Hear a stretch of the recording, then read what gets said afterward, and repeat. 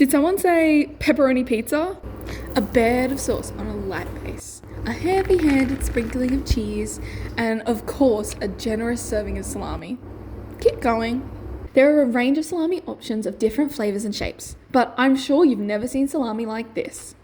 There is a shocking secret side of salami, an accomplice responsible for the scrumptious ingredient to our favourite pizza.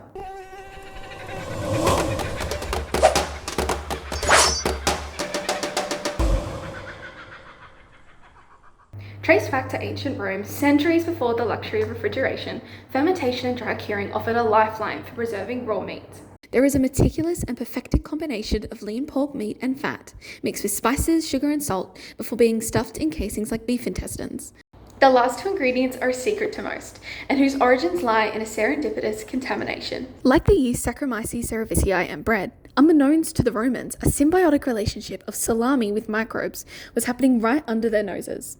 Hailing from two different kingdoms of life, spontaneous inoculation and fermentation of both bacteria, like lactic acid bacterium, and fungi, such as the penicillium species, was taking place. These microbes deserve unrivaled credit for the safety and flavour of salami. Fast forward to the modern era and we add bacterial starter cultures to the raw meat mixture and spray salami casings with the fungal species penicillium to create this mould film.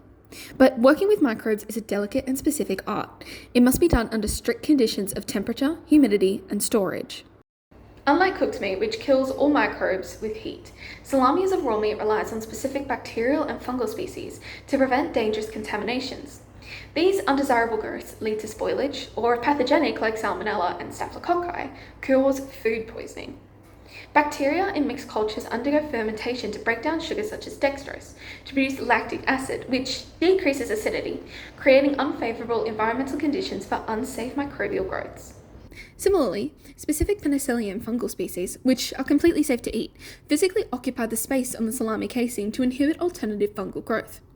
This is imperative because fungi can produce mycotoxins, which are extremely toxic while associated with increased risk of cancer and birth abnormalities. But it isn't just by coincidence that these microbial species we use today are so well suited to salami fermentation.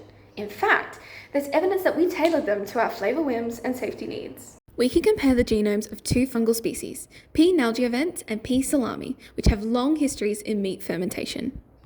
These fungi are responsible for the characteristic white colour on salami casings. In the environment, fungal populations are typically fashioned in green, which protects against UV-related stresses. However, whiter pigments are selected for by humans and observed preferentially in fermentation isolates. Also, there are differences in fungal catabolic activity, where the enzymatic processes proteolysis and lipolysis occur at a slower rate in fermented cultures compared to variants isolated from the environment. Protease and lipase enzymes both catalyze hydrolysis reactions, where a water molecule is consumed to break a chemical bond. Proteases degrade peptide bonds of muscle proteins, specifically actin and myosin filaments, into amino acids, where it's the combination and content of amino acids that contribute to umami flavour profiles. Certain amino acids undergo Strecker and Maillard reactions to form aromatic compounds which produce almond and flower scents. Similarly, lipases break down ester bonds in fats, where they have specificity for triglycerides containing short-chain fatty acids. This results in the formation of glycerol and free fatty acids, which can further oxidize and decarboxylate for the generation of characteristic volatile flavour compounds. But what's possibly most important is that neither of these species produce any mycotoxins. The phenotypic similarity of these fungal species from fermented cultures and the differences between environmental and fermented strains demonstrates the evolutionary pressures and loss of genetic diversity from artificial selection of specific alleles. Like dogs are bred to select for desirable physical traits, the same occurred for the domestication of salami fungal cultures.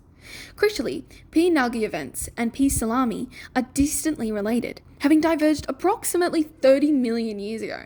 This suggests these species underwent convergent evolution, whereby performing the same role in salami fermentation, they occupy the same biological niche and have independently adapted to human pressures. So, it's thanks to these secret microbial ingredients that we can safely enjoy the salami we all know and love, and can enjoy the pepperoni pizza we can never get enough of.